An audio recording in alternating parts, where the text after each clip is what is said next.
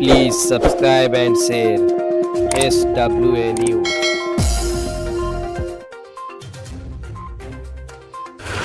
नमस्कार दोस्तों, मैं विनय दुबे मुंबई से।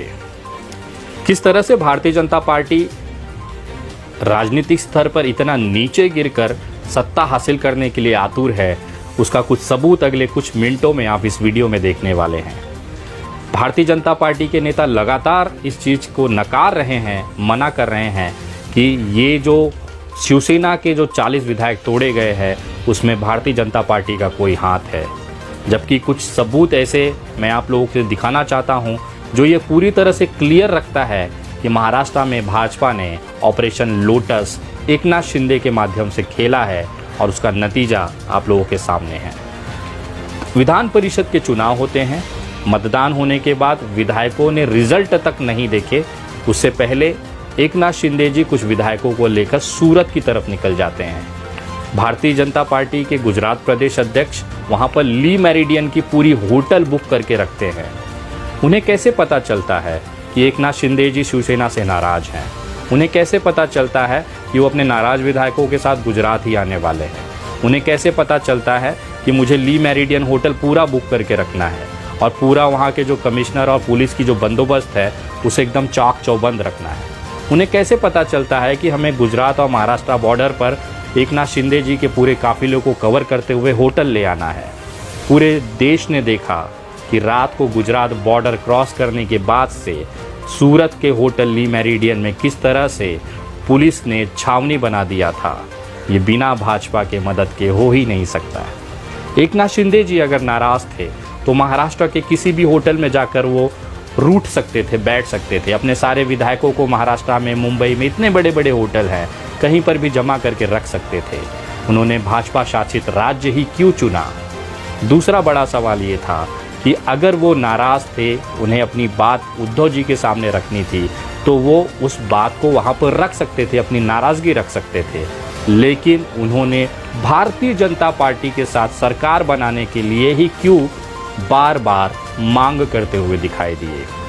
खैर, पहला सवाल ये था कि सूरत का होटल भारतीय जनता पार्टी के प्रदेश अध्यक्ष, यहाँ तक कि उस होटल में सबसे पहले पहुँचने वाले जो इंसान थे मुंबई से, महाराष्ट्र से, यहाँ तक कि शिवसेना के सबसे करीबी मिलिंद नार्वेकर जी, उससे पहले अगर कोई वहाँ पर पहुँचा है तो वो थे भाजपा के विधायक संजय कूटे जी। ये वही विधायक है जिन्हें देवेंद्र फडणवीस का राइट हैंड या करीबी माना जाता है। शिवसेना को ये बात पता चलने से पहले संजय कूटे को ये बात पता चल गई थी कि मुझे सूरत के ली मेरिडियन होटल में पहुंचना है, और तब से लेकर अब तक एकनाथ शिंदे के बगल वाले रूम में संजय कूटे जी लगातार माहौल संभाले हुए हैं। दूसरा, महाराष्ट्र में भारतीय जनता पार्टी ने एक ऐसा इंसान रखा है जिसको हाउस कीपिंग डिपार्टमेंट दिया गया है। उनका काम ये होता है कि जितने भी चोरी के विधायक होते हैं उनको संभालना, उनका बैग उठाना, उनको बस में बिठाना, बस से निकालना, जहाज़ में बिठाना, जहाज़ से उतारना, सामान गाड़ी में रखवाना, होटल ले जाना, खाना खिलाना, कपड़े धुलवाना, चड्डी धुलवाना, ये सारा काम एक इंसान भारतीय जनता पार्टी का नेता करता रहा है, वो है मोहित कंबोज। आप इस वीडियो में देख रहे हैं सेना के जब सारे विधायक लॉबी में बैठ के चर्चा कर रहे थे तो वहाँ पर वॉचमैन के तौर पर मोहित कंबोज लगातार अपने अगल और बगल देख रहा था कि कोई दूसरा बाहरी इंसान तो नहीं आ रहा है। भारतीय जनता पार्टी में इस इंसान को इसी के लिए रखा गया है।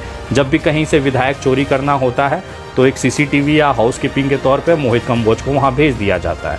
इसका ही एक उदाहरण झारखंड सरकार में भी जब विधायक चोरी करने के लिए भेजा गया था तो वहाँ पर पुलिस ने एक होटल पर रेड डाली थी जिसमें मोहित कंबोज वहाँ से भाग गए थे।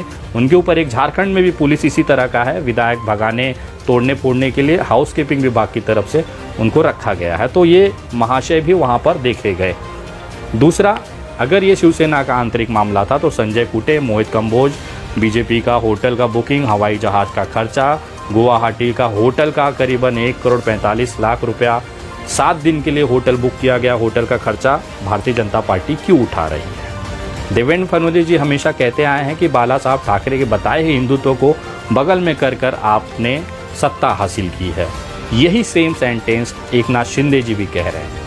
अगर आप नाराज़ थे तो आप अपनी नाराज़गी की बात करते, न कि भारतीय जनता पार्टी के साथ सरकार बनाने के लिए मांग करते हैं। ऐसा क्या कारण हो गया एकनाथ शिंदे का कि वो भारतीय जनता पार्टी के साथ सरकार बनाने के लिए आतुर हो गए हैं? क्या ऐसी डील हुई है भाजपा की और एकनाथ शिंदे की? हिंदुत्व तो मसला नहीं है, ये क्लियर हो गया है। प्रताप सरनाइक का 150 करोड़ का ईडी का इंक्वायरी चल रहा है। यामिनी जाधव के ऊपर इनकम टैक्स की रेड पड़ी है। एक खासदार है, उनके ऊपर भी ईडी की रेड पड़ी है। पता तो ये चला है, मुंबई के एक वरिष्ठ पत्रकार हैं अशोक वानखेड़े जी, उन्होंने अपने एक वीडियो में ये भी कहा था कि एकनाथ शिंदे के जो सबसे करीबी हैं संजय जोशी, संजय जोशी वही इंसान है जो एकनाथ शिंदे का पूरा पैसा संभालते हैं।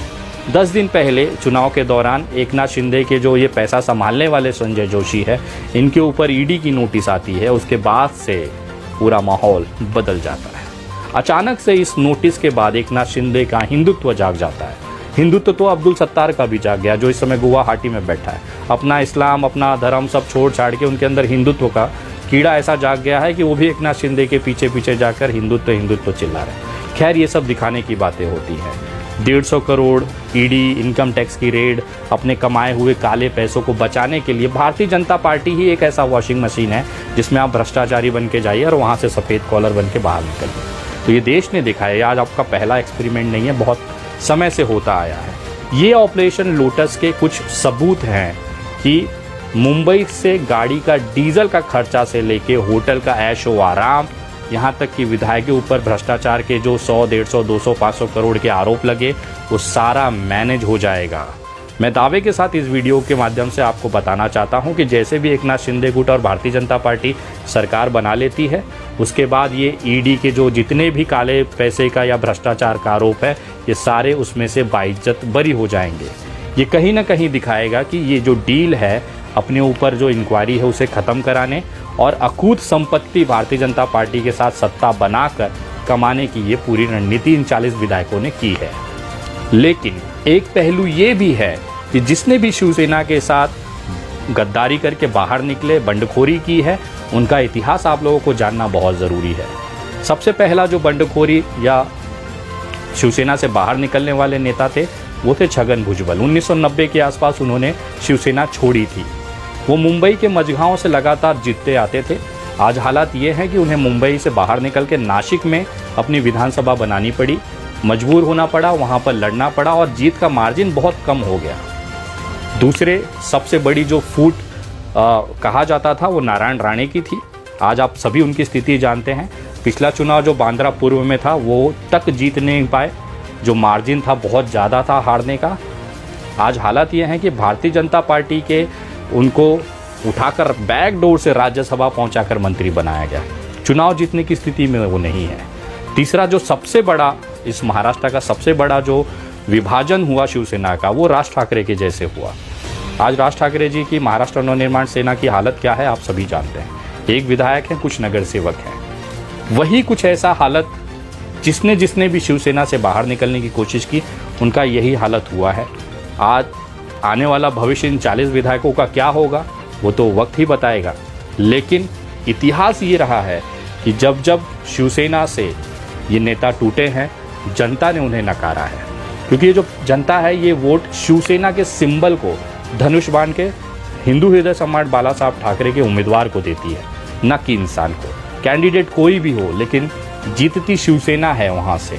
ये सारे जो विधानसभा छोड़ के गए हैं, 40 या 50 या 60 भी होंगे, इसमें से अगले चुनाव में 5 या 7 लोग बमुश्किल जीत जाएं, ये बहुत बड़ी बात होगी। जय हिंद, जय महाराष्ट्र।